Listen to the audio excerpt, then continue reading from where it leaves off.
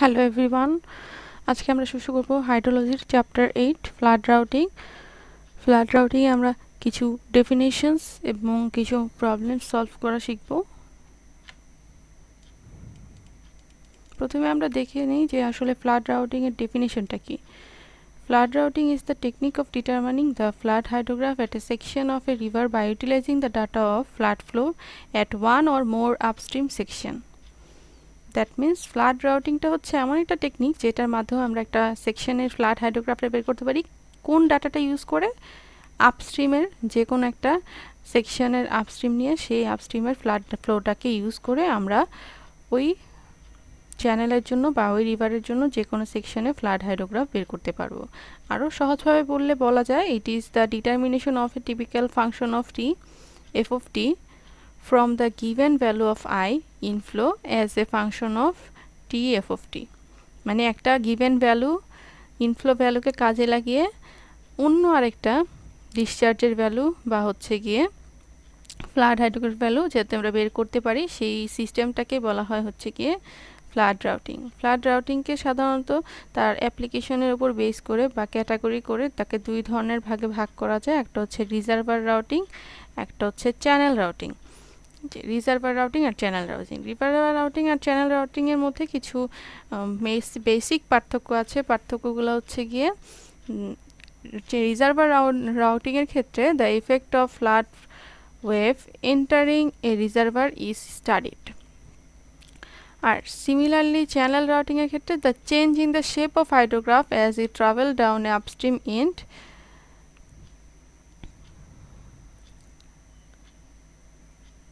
is studied. Reservoir routing এর ক্ষেত্রে কি হয়, aims to predict the variations of reservoir elevation and outflow discharge with time. ডিসচার্জটা আসলে টাইমের সাথে কি পরিমাণ ভ্যারিয়েশন হচ্ছে একটা রিজার্ভার ইলিভেশনের বেসিসে সেটা প্রেডিক্ট করা হয়।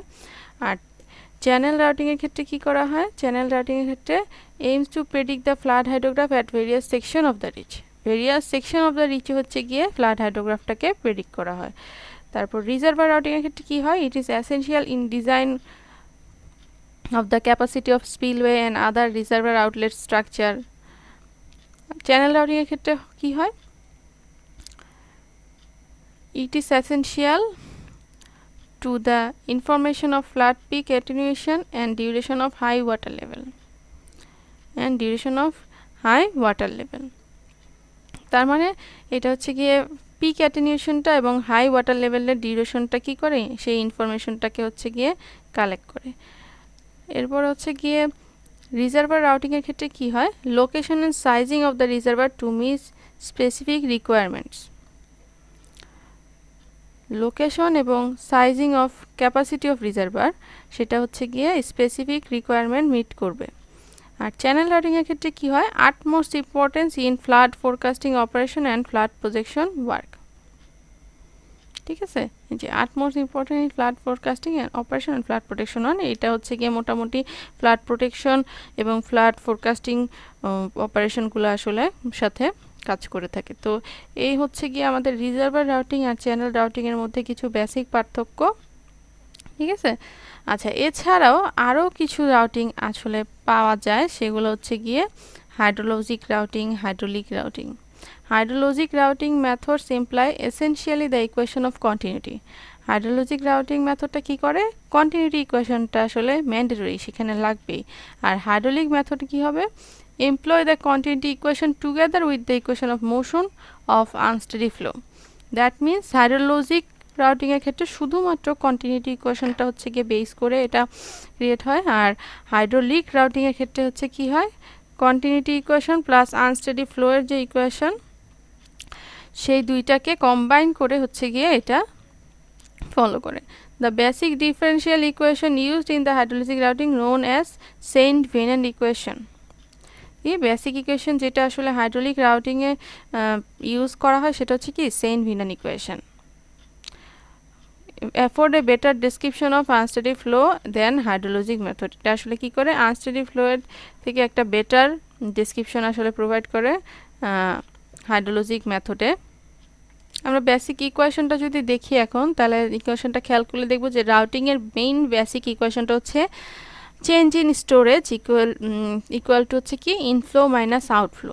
তার মানে দ্য কন্টিনিউটি ইকুয়েশনে কি বলা ছিল, যে কোনো একটা সেকশনে যতটুকু ওয়াটার আমার ইন করছে ঠিক ততটুকু ওয়াটার ওই সেকশন থেকে কী হবে, আউট করবে। ঠিক আছে, তো এখানে হচ্ছে গিয়ে আমাদের রাউটিংয়ের ক্ষেত্রে যে ফর্মুলাটা ফলো করে সেটা হচ্ছে গিয়ে ইনফ্লো আর আউটফ্লোর যে ডিফারেন্সটা হবে সেটা হচ্ছে কি হবে, rate of change in storage. That means ইনফ্লোকে যদি আমরা আই দিয়ে ডিফাইন করি ইনফ্লো রেটটাকে, আর কিউ দিয়ে যদি আমরা আউটফ্লো রেটটাকে ডিফাইন করি, আর এস দিয়ে যদি আমরা স্টোরেজ ডিফাইন করি, তাহলে রেটের জন্য আমরা বলতে পারি ডিএস বাই ডিটি সমান কি আই মাইনাস কিউ। তাহলে আমরা কি করতে পারি, এটা হচ্ছে গিয়ে আর গুণ করে দিতে পারি। তাহলে I del T Q del T I del T minus Q del T সমান ডেল এস বলা যায়। আইটা আবার বার ইউজ করা হয়েছে, মানে average inflow in time, Q O bar use করা হয়েছে, average outflow in time delta T, আর ডেল্টা এস হচ্ছে কি চেঞ্জ ইন স্টোরেজ। ঠিক আছে, তাহলে যদি এটা এভারেজ হয় তাহলে আই বারের পরিবর্তে আমরা I one plus I two by two বসাতে পারি, কিউ বারের পরিবর্তে আমরা Q one Q two by two বসাতে পারি, ডেল্টা এস এর পরিবর্তে আমরা S two minus S one বসাতে পারি। ঠিক আছে, তাহলে আমাদের বেসিক ইকুয়েশনটা মোটামুটি আমরা আইডিয়া নিতে পারলাম এখান থেকে। এই যে এখানে একটা ফিগার দেখা যাচ্ছে যে হচ্ছে গিয়ে এটা একটা রিজার্ভারের যদি আপস্ট্রিম সেকশন হয়, এটা যদি ডাউনস্ট্রিম সেকশনে, এই সেকশনে যে ইনফ্লো আসতেছে আই, ঠিক আছে, সেটা হচ্ছে একটা ফাংশন অফ টি, আউটফ্লো চলে যাচ্ছে এটা হচ্ছে কিউ, এটাও একটা ফাংশন অফ টি। এটা আমরা কিভাবে পাচ্ছি, আমরা ইনফ্লোকে কাজে লাগিয়ে হচ্ছে আউটফ্লোটা পাচ্ছি। এখানে দেখো ইনফ্লো হাইড্রোগ্রাফটা, আর এটা হচ্ছে কি আউটফ্লো হাইড্রোগ্রাফটা। ঠিক আছে, নেক্সট আমরা চলে যাব দুইটা ইম্পর্টেন্ট টার্মে, একটা হচ্ছে গিয়ে অ্যাটেনুয়েশন আর একটা হচ্ছে গিয়ে ল্যাগ। অ্যাটেনুয়েশন আর ল্যাগটা বলতে আমরা সাধারণত কি বুঝি, যদি কখনো কোনো ইনফ্লো হাইড্রোগ্রাফটা কোনো একটা সেকশনের রিভারের সেকশনের জন্য শুরু হয়ে গেছে, আউটফ্লো হাইড্রোগ্রাফটা তার কিছুটা পরে শুরু হয়, তখন কি হবে, তখন হচ্ছে গিয়ে আমাদের ইনফ্লো যে হাইড্রোগ্রাফটা থাকে তার পিকটা আউটফ্লো হাইড্রোগ্রাফের কিছুটা পরে আগে হচ্ছে গিয়ে জেনারেট করে যায়, অথবা হচ্ছে গিয়ে ইনফ্লো হাইড্রোগ্রাফের পিকের হাইটটা আউটফ্লো হাইড্রোগ্রাফের পিকের হাইটের তুলনায় অনেক বেশি হয়। তো সেই ক্ষেত্রে কি হয়, আমার ইনফ্লো হাইড্রোগ্রাফের পিক আর আউটফ্লো হাইড্রোগ্রাফের পিকের মধ্যে একটা ডিফারেন্স পাওয়া যায়, এবং ইনফ্লো হাইড্রোগ্রাফের পিক জেনারেট করার টাইম থেকে আউটফ্লো হাইড্রোগ্রাফের পিক জেনারেট করার টাইমটাও কিন্তু কি হয়, ডিফারেন্ট হয়। তো এটার মধ্যেও কি পাওয়া যায়, একটা ডিফারেন্স পাওয়া যায়। তো এই দুইটা ডিফারেন্সকে আমরা আসলে দুইটা ডিফারেন্ট টার্ম দিয়ে আসলে আইডেন্টিফাই করতে পারি বা রিপ্রেজেন্ট করতে পারি, একটা হচ্ছে অ্যাটেনুয়েশন, একটা হচ্ছে ল্যাগ। তাহলে আমরা এটা ডেফিনেশনটা যদি বলি যে this owing to this storage effect the peak of outflow hydrograph will be smaller than of the inflow hydrograph. This reduction in this peak value is called attenuation. যে আউটফ্লো হাইড্রোগ্রাফের যে পিকটা আছে সেটা ইনফ্লো হাইড্রোগ্রাফের পিকের থেকে ছোট হয়, এই যে রিডাকশনটা হচ্ছে সেটাকে বলা হচ্ছে attenuation. Further the peak of outflow occurred after the peak of inflow, the time difference between the two peaks is known as lag. তারপর আবার কি হয় যে হচ্ছে গিয়ে আউটফ্লো হাইড্রোগ্রাফের যে পিকটা আসে সেটা ইনফ্লো হাইড্রোগ্রাফের পিকের কিছুটা পরে জেনারেট করে, তাহলে এই যে টাইমের ডিফারেন্সটা এটাকে বলা হচ্ছে গিয়ে lag. The attenuation and lag of a hydrograph at a reservoir are very two important aspects of the reservoir operating under a flood control criteria. এটা আসলে খুবই ইম্পর্টেন্ট একটা জিনিস, যে ফ্লাড ক্রাইটেরিয়াকে ফুলফিল করার জন্য বা হচ্ছে গিয়ে কনসিডার করার জন্য। ঠিক আছে, আমরা যদি এই ছবিটা খেয়াল করলে দেখব যে এইদিকে হচ্ছে গিয়ে আমাদের টাইম কাজ করতেছে, এইদিকে হচ্ছে ডিসচার্জ কাজ করতেছে। আমরা যদি প্রথম যে হাইড্রোগ্রাফটা আছে এই হাইড্রোগ্রাফটা যদি ইনফ্লো হাইড্রোগ্রাফ ধরি এবং সেকেন্ড যে হাইড্রোগ্রাফ আছে এটাকে যদি আউটফ্লো হাইড্রোগ্রাফ ধরি, তাহলে ইনফ্লো হাইড্রোগ্রাফের যে পিকটা আছে সেটা এই পয়েন্টে আছে এবং আউটফ্লো হাইড্রোগ্রাফের পিকটা কি এই পয়েন্টে আছে। তাহলে এই যে পিক আর এই দুইটা পিকের মধ্যে যে ডিফারেন্সটা, এই ডিফারেন্সটাকে আমরা বলতে পারবো কি অ্যাটেনুয়েশন। আর এই হাইড্রোগ্রাফের পিকটা আসলে জেনারেট করছে কোন টাইমে, এই টাইমটাতে, আর এই হাইড্রোগ্রাফিক পিকটা জেনারেট করছে কোন টাইমে, এই টাইমটাতে। তাহলে এই যে দুইটা টাইমের মধ্যে ডিফারেন্স, এই এতটুকু ডিফারেন্স, এটাকে আমরা বলতে পারছি কি ল্যাগ। ঠিক আছে, তো অ্যাটেনুয়েশন ল্যাগের আসলে ফিগারের মধ্যে এটা দেখাই দিলে খুবই বেটার। ঠিক আছে, আর এই অংশটা কি দেখানো হচ্ছে, এই অংশটা হচ্ছে delta S change in storage, এটা হচ্ছে কি ডেল্টা টি, মানে আসলে স্টোরেজটা কতটুকু চেঞ্জ করছে। এই হাইড্রোগ্রাফটা এখানে ছিল, এটা এই ফল ডাউন করে গেল, তার মানে স্টোরেজে চেঞ্জ হলো করে এতটুকু পরিমাণ। ঠিক আছে, এটা আমরা যদি একটা ডেল্টা টি টাইমের জন্য চিন্তা করি, সেই টাইমের জন্য চিন্তা করে ডেল্টা এস আসলে দেখানো হয়েছে। ঠিক আছে, হাইড্রোলজিক চ্যানেল রাউটিং আসলে বিভিন্নভাবে অ্যানালাইসিস করা যায়। সো এটাকে হচ্ছে গিয়ে আমরা স্টোরেজটাকে হচ্ছে ডিফারেন্ট কিছু ক্যাটাগরিতে ডিভাইড করে আসলে ক্যালকুলেট করতে পারি। একটা হচ্ছে গিয়ে প্রিজম স্টোরেজ, একটা হচ্ছে ওয়েজ স্টোরেজ।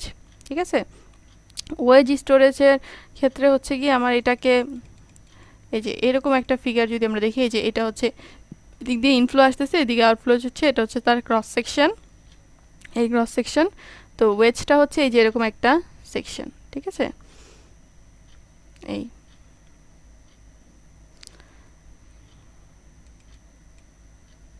যে প্রিজম স্টোরেজ, প্রিজমটা হচ্ছে এই যে নিচের অংশটা। ঠিক আছে, প্রিজমের মতো হবে একটা।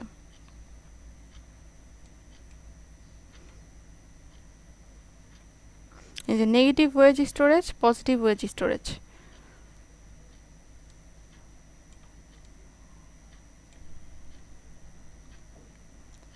ওয়েজটাকে আমরা একটা টার্ম দিয়ে হচ্ছে গিয়ে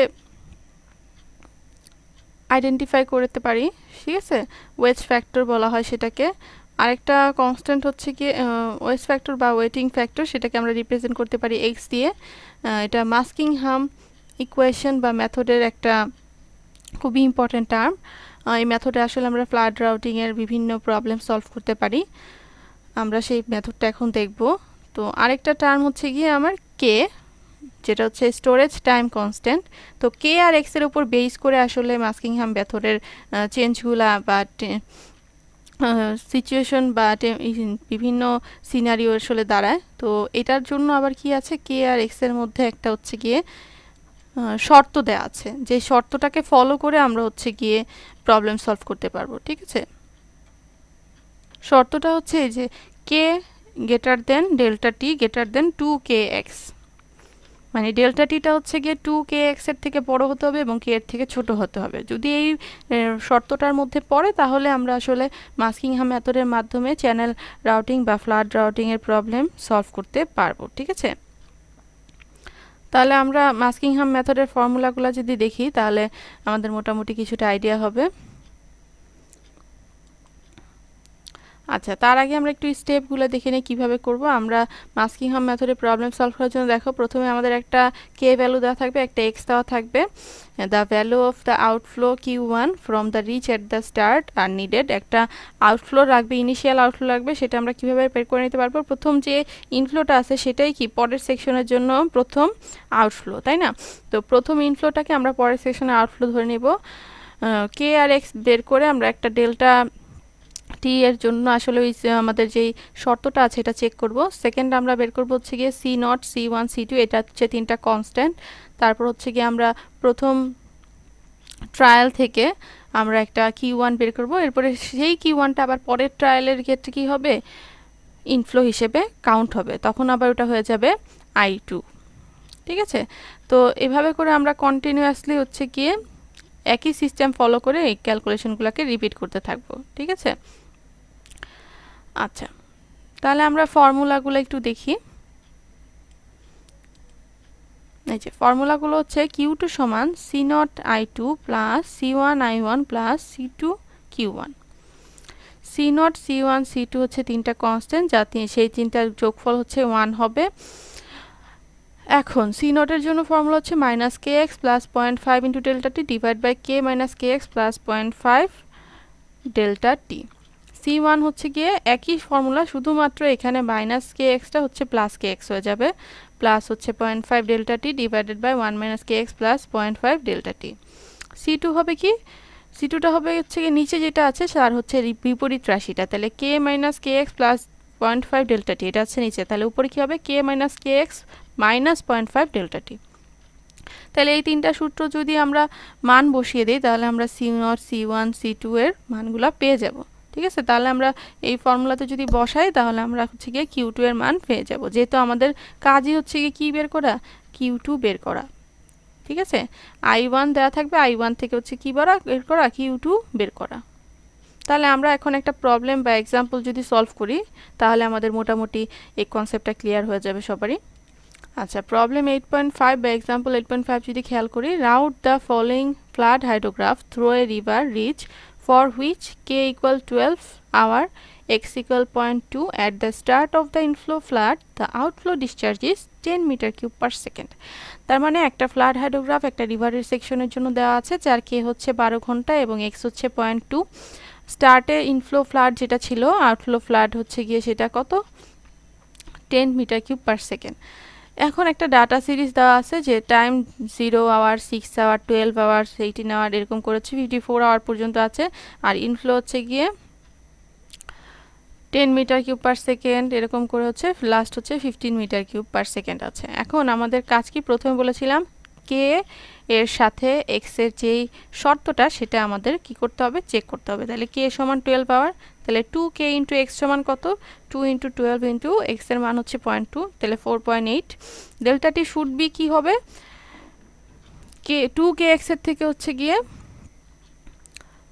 কি হবে, 2k এক্স এর থেকে হচ্ছে গিয়ে বড় হবে, বাট কে এর থেকে হচ্ছে গিয়ে ছোট হবে। তাহলে ডেল্টা টি আসলে কত, ডেল্টা টি এখানে দেখো ডিফারেন্সগুলো কত, 0 থেকে 6, 6 থেকে 12, 12 থেকে 18, 18 থেকে 24, তার মানে 6 করে ডিফারেন্স। তাহলে ডেল্টা টি হচ্ছে কত, 6।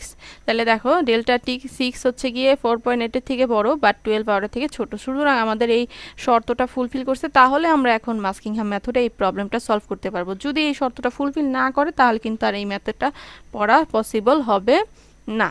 ঠিক আছে, আচ্ছা এখন আমরা কি করব, আমাদের তিনটা কোএফিসিয়েন্ট C0, C1, C2 এর ক্যালকুলেশনটা করে ফেলবো। যেহেতু আমাদের কে এক্স ডেল্টা টি এর মান দেওয়া আছে, শুধুমাত্র আমাদের কাজ হচ্ছে গিয়ে ফর্মুলাগুলোর মধ্যে মানগুলা বসায় দেওয়া। ঠিক আছে, মাইনাস কে ইন্টু হচ্ছে গিয়ে X plus 0.5 into delta T divide by K minus K X plus 0.5 into delta T. তো আবার একইভাবে এই প্রত্যেকটা মান আমরা যদি ক্যালকুলেট করি মানগুলা বের হয়ে আসলো। এখন আমরা কি বলেছিলাম যে C0, C1, C2 এই তিনটার মান যোগ করলে কি হবে, 1 হবে। তো আমরা একটু চেক করে দেখব তিনটা যোগ করার পর 1 আসে কিনা। ঠিক আছে, তাহলে নেক্সট আমাদের কাজ হচ্ছে গিয়ে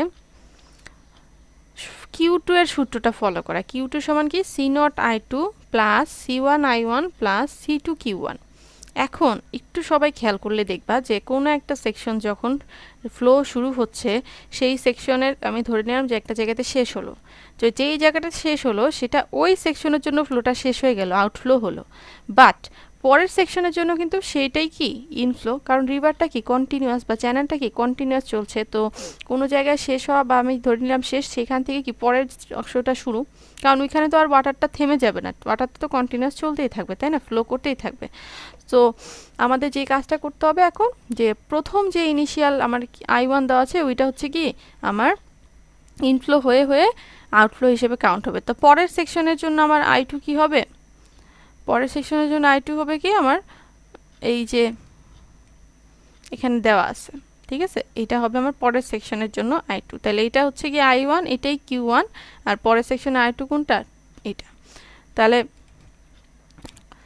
আমাদের যে ফর্মুলাটা আছে Q2 সমান C0 I2 plus C1 I1 plus C2 Q1।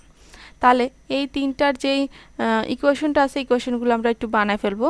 তাহলে C1 এর জন্য আমি সূত্রটা যদি লিখি যে 0.429 ইন্টু I1, তারপর হচ্ছে গিয়ে 0.048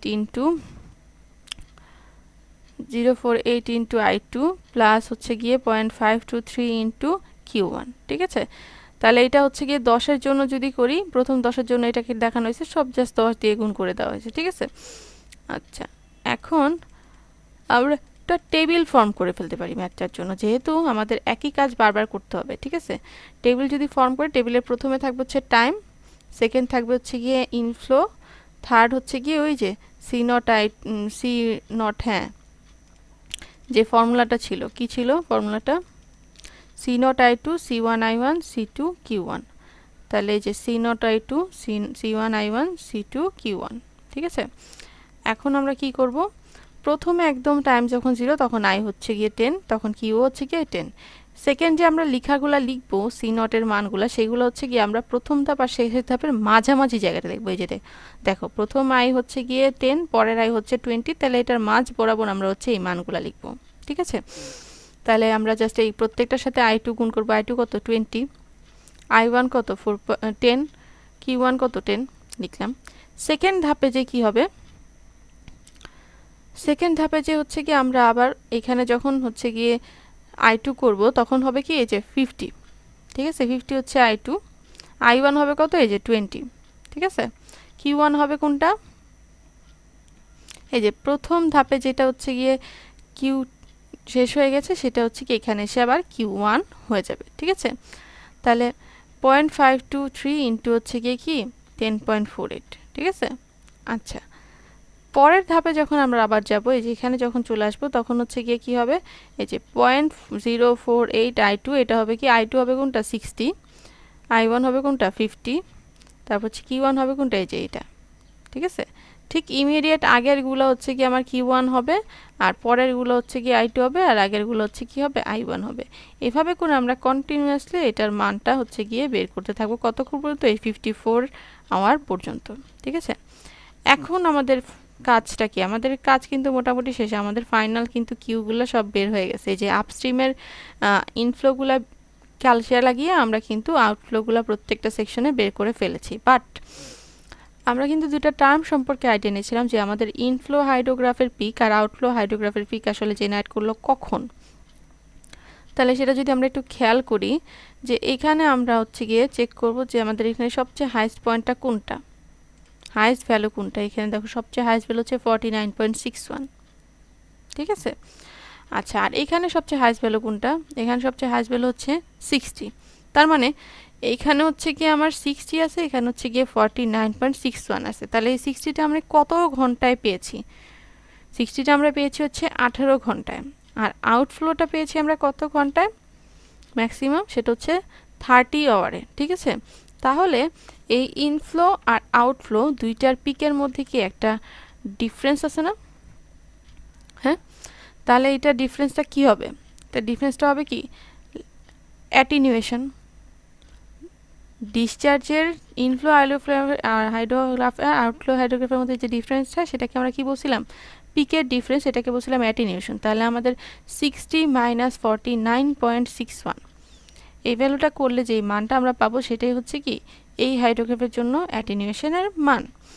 আর এই যে প্রথম হাইড্রোগ্রাফের হচ্ছে কি আমার পিক জেনারেট করার যে টাইম আর সেকেন্ড হাইড্রোগ্রাফের যে পিক জেনারেট করার টাইম, এই দুইটা টাইমের মধ্যে যে ডিফারেন্সটা 30 মাইনাস 18, এটা হচ্ছে কি আমাদের কি ল্যাগ, যে কতক্ষণ পরে জেনারেট করলো। ঠিক আছে, তাহলে আমরা খুব সহজেই কি করতে পারবো, মাস্কিংহাম মেথডের সাহায্যে যে কোনো একটা ইনফ্লো সেকশনের হাইড্রোগ্রাফকে কাজে লাগিয়ে আউটফ্লো সেকশনের হাইড্রোগ্রাফের মান বের করতে পারবো, এবং সেই হাইড্রোগ্রাফের থেকে আমরা হচ্ছে গিয়ে অ্যাটেনিউয়েশন এবং ল্যাগের মানগুলা বের করে নিতে পারবো।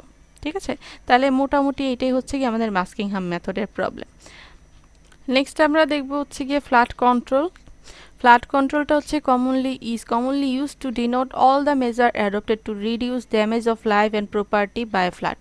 ফ্লাডের দ্বারা যদি হচ্ছে গিয়ে কোনো ড্যামেজ হয় কোনো প্রপার্টির এবং হচ্ছে গিয়ে লাইফের, তখন সেটাকে আসলে মিনিমাইজ করার জন্য আমরা যত ধরনের মেজার আসলে নেই সেই মেজারগুলোকেই বলা হয় হচ্ছে গিয়ে ফ্ল্যাট কন্ট্রোল। ঠিক আছে, তো ফ্ল্যাট কন্ট্রোলটা আসলে অনেক সময় ফ্লাড ম্যানেজমেন্ট হিসেবেও আসলে বলা যায়। ঠিক আছে, তো ফ্লাড কন্ট্রোলটা আসলে দুইটা ভাবে ক্লাসিফাই করা যায়, একটা হচ্ছে স্ট্রাকচারাল মেজার, একটা হচ্ছে নন স্ট্রাকচারাল মেজার। স্ট্রাকচারাল মেজার বলতে আসলে বোঝানো হচ্ছে যে স্ট্রাকচার প্রোভাইড করে এই ফ্লাডটাকে কন্ট্রোল করা হচ্ছে। নন স্ট্রাকচারাল মেজার বলতে বোঝানো হচ্ছে যে এখানে কোনো স্ট্রাকচার প্রোভাইড করা হচ্ছে না, বাট স্ট্রাকচার প্রোভাইড না করেও বিভিন্নভাবে এটাকে কী করা হচ্ছে, প্রোটেক্ট করা হচ্ছে বা কন্ট্রোল করা হচ্ছে। তাহলে স্ট্রাকচারাল মেজারের মধ্যে কী কী থাকতে পারে, স্টোরেজ অ্যান্ড ডিটেনশন রিজার্ভার। আমরা একটা স্টোরেজ রিজার্ভার করে রাখতে পারি, যেখানে হচ্ছে গিয়ে ফ্লাড আসার পর আমরা সেই জায়গাতে আসলে ওয়াটারটাকে বাইপাস করে দিতে পারি। তারপর ফ্লাডওয়ে ও নিউ চ্যানেল, আমরা নতুন একটা চ্যানেল ক্রিয়েট করতে পারি। ঠিক আছে, যেখানে আসলে বা হচ্ছে নতুন অন্য কোনো রিভারকে আসলে আমরা নতুন চ্যানেল হিসেবে চিন্তা করি, সেখানে আমরা ওয়াটারটাকে বাইপাস করে দিতে পারি বা ট্রান্সফার করে দিতে পারি। ওয়াটারশেড ম্যানেজমেন্টের মাধ্যমে আমরা কি করতে পারি, একটা ওয়াটারশেডের ওয়াটারকে টোটাল ওয়াটারের যে এক্সেস যে ওয়াটারটা সেটা আমরা অন্য একটা ওয়াটারশেডে কি করে দিতে পারি, ডিস্ট্রিবিউট করে দিতে পারি। লেভিস ক্রিয়েট করতে পারি। লেভিস বলতে আসলে ফ্লাড এমব্যাঙ্কমেন্ট বোঝানো হচ্ছে নদীর দুই পারে হচ্ছে গিয়ে উঁচু আমরা বাঁধ দিয়ে দিলাম, যেটার কারণে হচ্ছে গিয়ে পানিটা হচ্ছে উপচিয়ে আমাদের সাইডের যে ল্যান্ড আছে সেই ল্যান্ডে আসলে চলে আসতে না পারে। চ্যানেল ইমপ্রুভমেন্টের কাজটা আমরা করতে পারি। আমরা কন্টিনিউয়াসলি বা টাইম টু টাইম ড্রেজিং করা, তারপর হচ্ছে এমব্যাঙ্কমেন্টগুলো ঠিকভাবে প্রোভাইড করা, ঠিক আছে, এবং হচ্ছে গিয়ে কোনো জায়গায় ইরোশন হলো কিনা বা কোনো জায়গায় হচ্ছে সেডিমেন্টেশন জমা হলো কিনা এই জিনিসগুলো চেক করে সেটার প্রিকশনগুলো নেওয়া বা নেসেসারি স্টেপগুলো নেওয়া, এই জিনিসগুলো করে আমরা কি করতে পারি, চ্যানেলকে ইমপ্রুভমেন্ট করে রাখতে পারি। তো এইগুলোর মাধ্যমে হচ্ছে কি করা যায়, ফ্লাড কন্ট্রোল করা যায়। এরপরে থাকতে পারে নন স্ট্রাকচারাল মেজারের মধ্যে কি আছে, ফ্ল্যাট প্লেন জোনিং। আমরা ফ্ল্যাট প্লেনটাকে জোনিং এর মাধ্যমে আলাদা করে দিতে পারি। সো সেইখানে হচ্ছে কি এক ধরনের আমরা প্রিকশন নিতে পারি। এভাকুয়েশন অ্যান্ড রিলোকেশন, আমরা হচ্ছে গিয়ে এভাকুয়েশন আর রিলোকেশনের মাধ্যমে হচ্ছে গিয়ে ওই জায়গার যেই স্ট্রাকচার আছে, হিউম্যান বিং আছে, সে তাদেরকে অন্য কোনো জায়গায় হচ্ছে গিয়ে ট্রান্সফার করে দিয়ে বা হচ্ছে গিয়ে একটা আশ্রয়স্থলের মাধ্যমে আমরা তাদেরকে শিফট করে দিয়ে কি করতে পারি, ফ্লাডটাকে কন্ট্রোল করতে পারি বা ফ্লাড ড্যামেজের হাত থেকে রক্ষা করতে পারি। ফ্লাড ফোরকাস্ট অ্যান্ড ওয়ার্নিংয়ের মাধ্যমে আমরা কি করতে পারি, আগে থেকেই এটা সম্পর্কে সবাইকে আইডিয়া দিয়ে রাখতে পারি এবং হচ্ছে গিয়ে স্টেপ নিয়ে রাখতে পারি যাতে আমরা ফ্লাডের মাধ্যমে হচ্ছে গিয়ে কোনো ধরনের হিউম্যান লস বা হচ্ছে প্রপার্টি লস ওইভাবে করে না হয় চেষ্টা করতে পারি সেগুলা। ফ্লাড ইন্স্যুরেন্স, আমরা ফ্লাড ইন্স্যুরেন্স করানোর জন্য আসলে সবাইকে এনকারেজ করতে পারি যে আসলে এই জায়গাতে এরকম ধরনের ফ্লাড আসতে পারে, সো সেই জন্য আমরা আগে থেকে হচ্ছে গিয়ে প্রিকশন নিয়ে রাখতে পারি। তো এই প্রত্যেকটা টার্মের হচ্ছে গিয়ে ডিসক্রিপশনগুলো এখানে হচ্ছে গিয়ে দেওয়া আছে, জাস্ট এগুলা আইডিয়া নেওয়ার জন্য, ঠিক আছে। এই যে লেভিস প্রোভাইড করলাম নদীর দুই পাশে, ঠিক আছে, বা বাদ দেওয়া হলো, ঠিক আছে, প্রত্যেকটা জিনিস এখানে সুন্দর করে দেয়া আছে, জাস্ট একটা রিডিং দিলেই হবে। এটাকে আমরা যদি একটা ভিউ দেখি তাহলে হচ্ছে গিয়ে যে এটা হচ্ছে নদী, এটার পাশে হচ্ছে এরকম লেভিস দেওয়া হয়েছে, ঠিক আছে।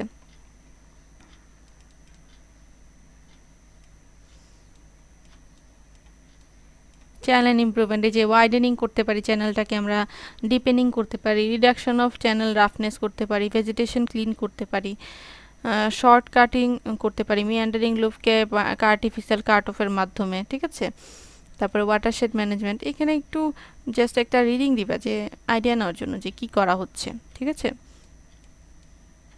যে ছোট ছোট কোয়েশ্চেন থাকতে পারে যে আসলে এখান থেকে অবজেক্টিভ টাইপের বা হচ্ছে গিয়ে থিওরিটিক্যাল ছোট কোয়েশ্চেন থাকতে পারে যে আমরা কেন আসলে কি ধরনের নিচ্ছে। যে ফোরকাস্টের ক্ষেত্রে আবার 3 ধরনের টেকনিক ইউজ করা হতে পারে, short range forecast, long range forecast, medium range forecast, যে আসলে কত দিনের জন্য বা কত টাইম পিরিয়ডের জন্য আমরা একটা ফোরকাস্টিং করতেছি, ঠিক আছে। আজকে একরকম সিনারিও, কালকে আরেক রকম সিনারিও হয়ে যেতে পারে, সেই জন্য short term, long term, medium term চিন্তা করতে হবে, ঠিক আছে। এই তো এই জিনিসগুলো জাস্ট একবার করে একটা রিড দিলেই হবে, তাহলে মোটামুটি আমাদের এই চ্যাপ্টারটা শেষ বলতে পারি আমরা। আচ্ছা, আমরা মাস্কিংহামের সিমিলার প্রবলেম আসলে এক্সারসাইজে দেখতে পারি। এক্সারসাইজ 8.8টা, এটা মাস্কিংহাম মেথডের প্রবলেমস। এখানে যে determine peak, lag and attenuation, এটা বের করতে হবে ফাইনালি। তারপর হচ্ছে গিয়ে আমরা আরেকটা প্রবলেমসও দেখতে পারি এখান থেকে 8.10, ঠিক আছে, এটাও মাস্কিংহাম মেথডের প্রবলেমস, ঠিক আছে। তাহলে এই জিনিসগুলো আমরা দেখলে মোটামুটি এই প্রবলেমগুলো আরও ক্লিয়ার হবে। তো সবাই আসলে বাসায় এই জিনিসগুলো আসলে প্র্যাকটিস করবা, ঠিক আছে। তাহলে আমাদের মোটামুটি চ্যাপ্টার 8 শেষ। ওকে, থ্যাংক ইউ এভরিওয়ান।